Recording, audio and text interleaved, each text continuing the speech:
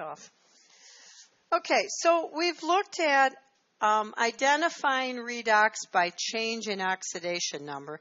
Now we're going to talk about one special type of redox equations, and these are single replacement, also called displacement. You'll hear me call them single replacement. In the generic sense, single replacement reactions start off with one element and one compound, and we make a different element and a different compound. So a new element and a new compound. And when we look at this in the generic sense, we say, okay, I have A, which is by itself, so it's an element, and the compound BC. And here I make AC and B. So A is replacing B in the compound, and that's why it's called single replacement.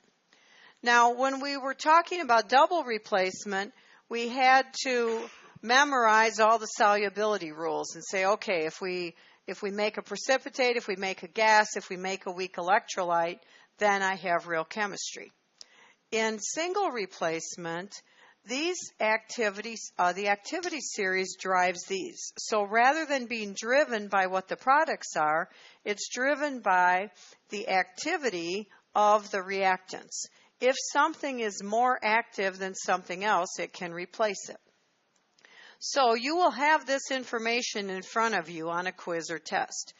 This is listed most active to least active. So lithium is very active. It can replace anything to the right. Gold can't replace anything on this list. So the gold will just kind of sit there and not go into the compounds. Now, when you look at this, you can say, okay, here's potassium. It can replace manganese because potassium is to the left of manganese. Manganese could replace zinc, but manganese can't replace potassium. It can't go backwards. Most of my students think that single replacement's a lot easier to deal with than double replacement because you're just kind of looking at the chart. Now, if you're trying to picture this in sort of a real life way, I have an analogy for you. I told you about those awful dancing lessons that my mother made me take and the trading partners at the dance. But I didn't really explain why I hated them so much. It wasn't the bell that made me hate them. There were always more girls than boys at those dancing lessons because mothers thought their daughters should learn to dance, but I guess they didn't have the same rules for their sons. So we'd go to dancing class. The girls are on this side. We'd sit there. We'd stand up. We'd practice in line following Mrs. Stromer. Mr. Stromer was showing the boys. Mr. Stromer said, go get 'em, boys. And the boys would run across the room and grab a girl off the bench. There were more girls than boys, so there were always leftover girls sitting on the bench. And I know this because in 4 years of those miserable lessons, never once ever did I make it off the bench in the first round. That's why I hated it so much. So what would happen next is we're sitting there, and of course the first time this happened, we didn't really know what to do, but by the end of 4 years, I knew the drill. So Mr. Stromer would come over to the bench, and he would come over there and look at us sitting there, and he'd say to us in his goofy voice, ladies, look at you. I'm so glad you're here this evening, and you are so special. And we're sitting on the bench thinking, yeah, right, that's why we didn't get off the bench, because we're so special. You are special, ladies, because you are my girls. Now, he would probably be arrested if he pulled this stuff now, but, you know, it's different world. Well, I was one of Mr. Stromer's girls. So what happened is Mr. Stromer would grab one of his girls off the bench, and he would take us out, and he would dance us around for a little while. And I actually have become a pretty good ballroom dancer because I was always dancing with Mr. Stromer, not with adolescent and teenage boys. So I got pretty good at this dancing stuff. So anyway, he would dance us around a little bit, and then he would let go, and he would send us off to go cut in on the dance. So what would happen is we would walk around the dance floor, see some guy we wanted to dance with.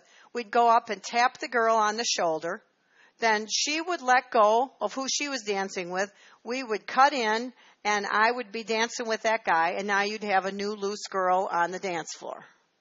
Not that kind of loose, because I wasn't that kind of loose, okay?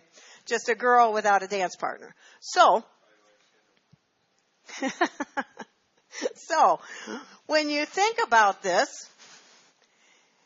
here's me out on the dance floor looking around. I tap in and replace B, and now you have B loose, and then B would go tap in on somebody else. And so you always had these extra loose girls running around on the dance floor. So I got pretty good at this drill. I knew what to do. After a while, I didn't even bother looking at the boys when they were coming across. I just kind of hang out, look at my nails or whatever, and just waiting for Mr. Stromer to come and get me off the bench because I knew I wasn't going anywhere. Well, I had some boys that I was friendly acquaintances with, and I had my regulars that I would go cut in and dance with them because, they were okay guys that I knew. But there was this guy that I so wanted to dance with. We always sat alphabetically in school, and I was an N, and he was a P, so Pattis, his name was Mark Pattis. And I so wanted to dance with him. He had jet black hair and gorgeous green eyes, and he was just kind of the epitome of a teenage boy, in my opinion.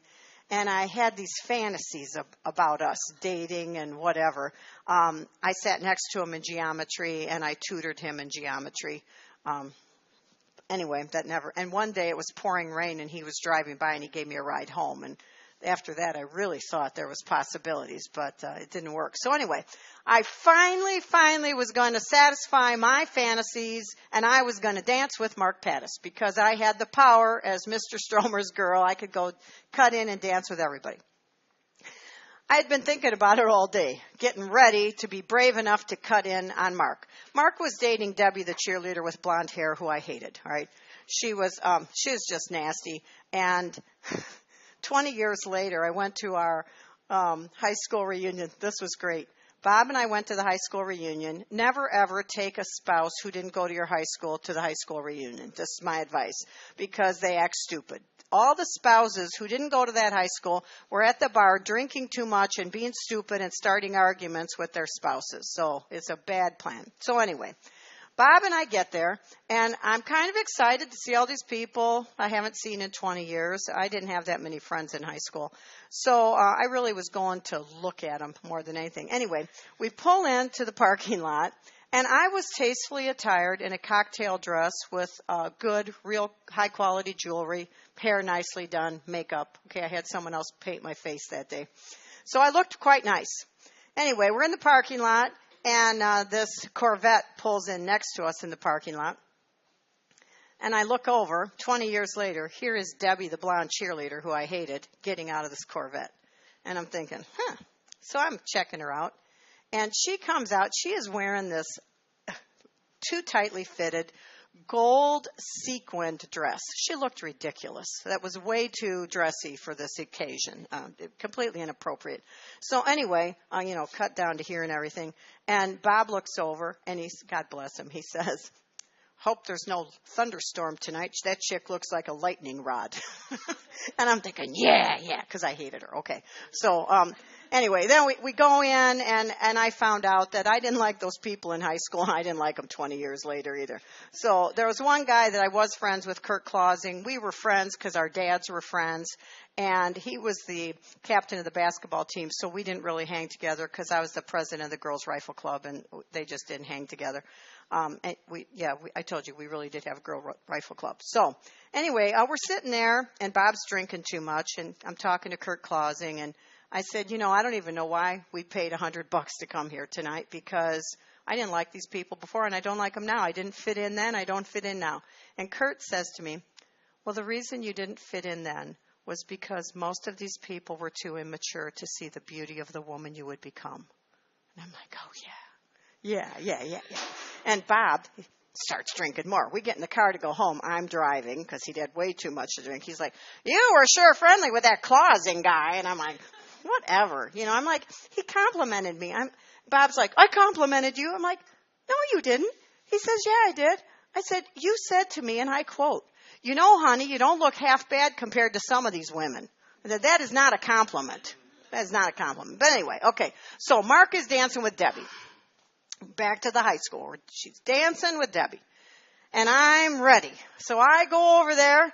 I come up to Debbie and I whack her on the shoulder. Probably harder than necessary because I just didn't like her. So anyway, the most amazing thing happened. All of a sudden, Debbie turned her head and she looked at me. Mark turned his head and looked at me. He pulled her closer and he danced away. And I was dumbfounded. I'm just standing there thinking, what the heck? This is not how this is supposed to work. And it was not until later when I studied chemistry that I understood what had happened. This was single replacement. Okay, I was cutting in on the dance. So what happened is I was not able to cut in and replace Debbie because she was way more active than me, if you catch my drift, for high school, all right? There was some stuff going on there, and he wasn't going to let go of that. He was way more interested in that than a geometry tutor. So now I'm not saying I'm gold, but definitely down here in the precious metals region, they can't cut in on too much, right? I had some difficulties in high school.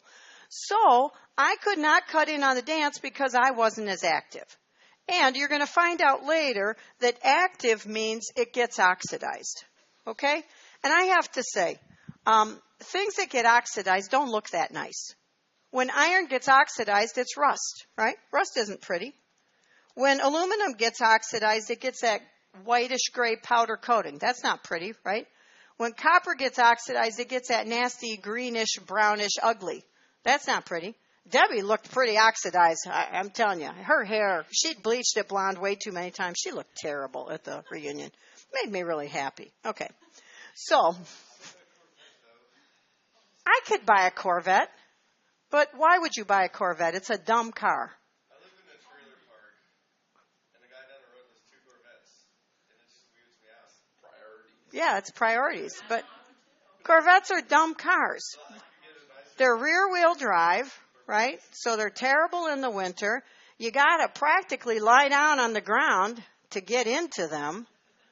But I will admit, when you're driving one, it feels awesome because, they got a lot of horses under there running. It feels great. But, yeah, why do you want a Corvette? Maybe I'd get one someday just for a toy. But I'd rather have a sexy, sleek little sports car than a muscle car. My son drove a GTO for a while. Well, that's who can afford them. Yeah.